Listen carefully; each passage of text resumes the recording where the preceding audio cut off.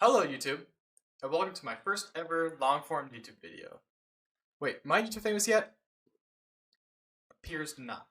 So today, I'll be going over the analytics that YouTube provides. It will be giving my thoughts and ideas behind what I've seen and my plan moving forward into next week. So let's get into it.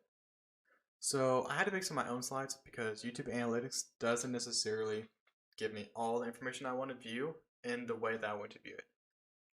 So one of the things I wanted to view was how each video did within the first 24 hours of it being live. YouTube Analytics only lets you look at this data for 1 or 2 videos at a time. It doesn't allow you to look at more than that. So I had to pull out the data for each video individually and then put it here on the slide so that I can start to get an idea of what's going on for the first 24 hours of each video. Because for me at least, that's where all my viewership is coming from for these videos. They are live for the first 24 hours. They either do well, get decent amount of views, or they don't do well and they get 20 views or 13 views as video 2 got. So I wanted to be able to figure out what's going on, and when you look at this data, you realize that all these videos fall into 1 or 2 categories. They either have all their viewership at the very beginning, within the first couple hours of that video being live, or they take about 5 to 6 hours just sitting there getting almost no views, and then they have their viewership spike for a couple hours, then they plateau. The only video that kind of doesn't necessarily fall into this one of those 2 categories is video 5, but even that one, I mean, it had okay viewership for the first couple hours, kind of plateaued, and then it had a much larger spike. We were talking going from about 15 to 18 views up to that 55 views total. So I actually put that video into the category of videos with a delay in the view growth, just because that's where the majority of the views did come from, is after that delay. And when you look at these 4 different videos here and you add them all up and you find the average views, you find that's 162.5 views per video. But then when you look at the videos with no delay in view growth, they average out to 29 views. I found this very interesting.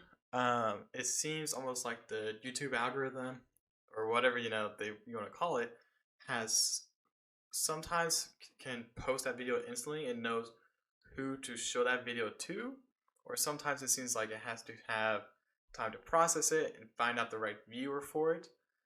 And then once when it's done that, then it can start to post it or have it show up in other people's feed. But even then, I mean, why is this one getting more views than the other set?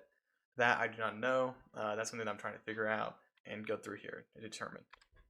Another interesting thing to look at is when the videos were posted in terms of the time of the day. You can look up all these different things about when is the best time to post YouTube videos throughout or for each day, and you find that it changes between each day, and that's obviously because a lot of adults have jobs that are 9 to 5s, just in general. So they're only going to really be able to be on their phones and view things like this when they are on their lunch break or some other break or after work. And then students as well who are in school, again, same thing. Maybe when they're lunch they can view things, but primarily it's going to be after school gets let out. So I did some different experimentation around here, looking at posting videos at different times. Like I posted quite a few videos around 4:45 because that's what was optimal according to some of the things I read, And they all got, pretty poor viewership for those ones. So yeah, 2 of those videos were the ones that had their immediate jump in views.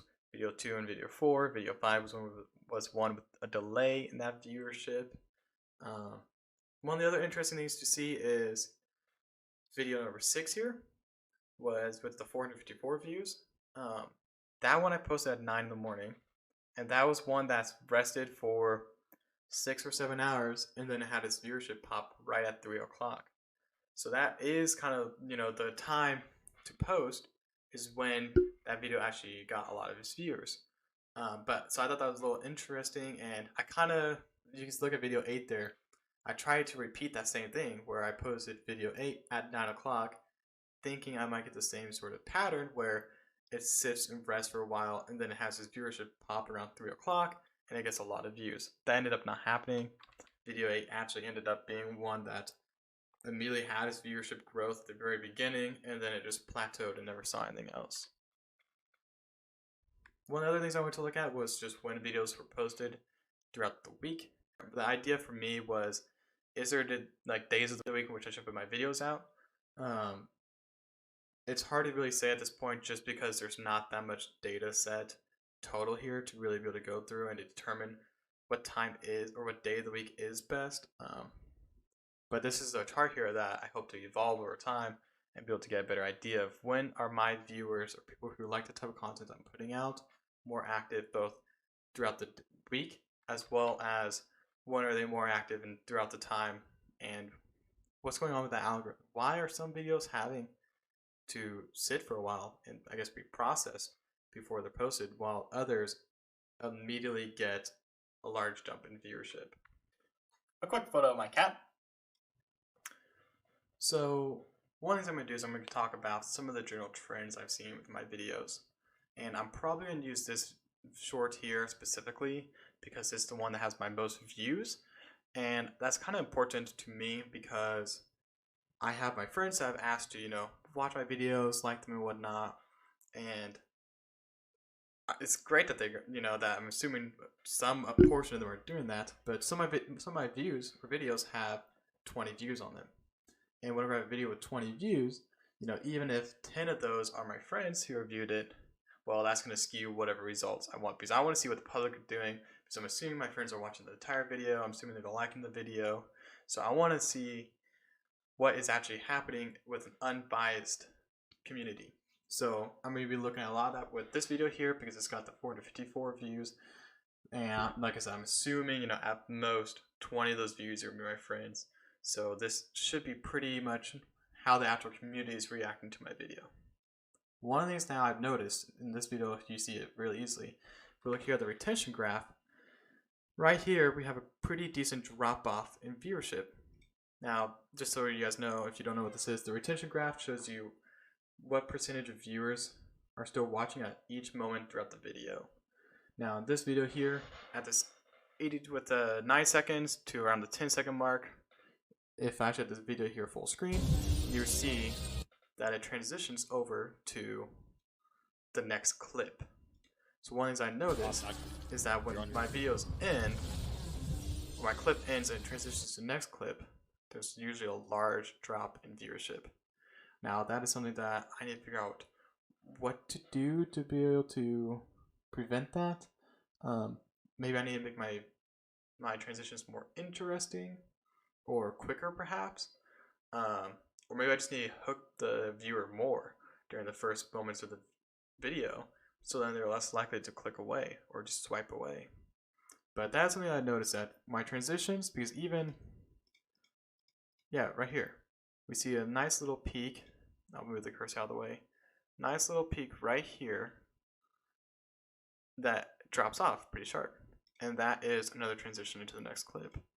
So again, we're seeing the same thing where wherever there is a transition to the following clip, there's a drop in viewership. I believe this is also present in all my other videos too. We can just go ahead and pull up this one real quick. And I'll just go ahead and look. So you don't understand it. It happens right here. Yep, this little mountain peak you see right there is the end of this clip into the next clip. And again, we see a drop in viewership. Again, I looked at this one because this is also a short that has over 100 views, so again, should be less biased. And then same thing right here. I already know that this is a part of the clip where it transitions out into the next clip. So that is one thing I noticed, that my transitions, something's going on with them where I'm just losing a lot of viewership. I'm assuming that's pretty normal, but there's definitely going to be ways to minimize that. And I'm trying to do that with smoother transitions, perhaps quicker transitions as well. One of the other things I started to do is I started to make the descriptions longer, thinking that might help out as well. If we just looked at this video here, you see literally just how short it is. I mean, we're talking 65 characters for the description, 43 characters for the title, and this one did quite well actually. But it actually wasn't until this 454 one where I actually started making longer and longer descriptions. So if we looked at this one here, you can see just how much longer I made it. We're talking now to 500 characters versus, those 40 characters of the previous, of all of these previous ones were very similar to that. But then, when I saw the viewership, I was like, oh wow, that might have been it. That might have solved all the problems and got to be a lot more viewership now. But still, these last 2 videos I posted, they did not get nearly as many views, and these still have those much longer descriptions. You know, here we're at 500 still. Apologies for that. This one here, again, 600 at this point, right? And we're still looking at 21 views.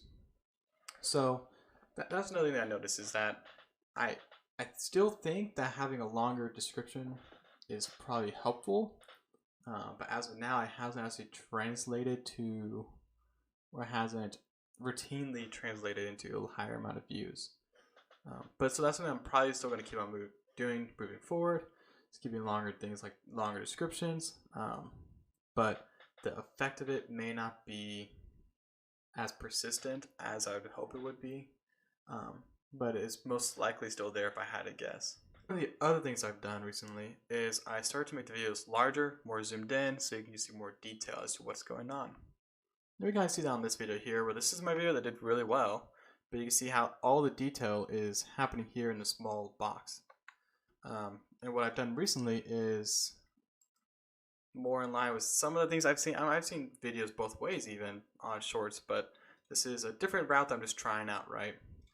Where now I have the video more full screen, and it's actually going through, and you can see more detail in it. You can see more detail.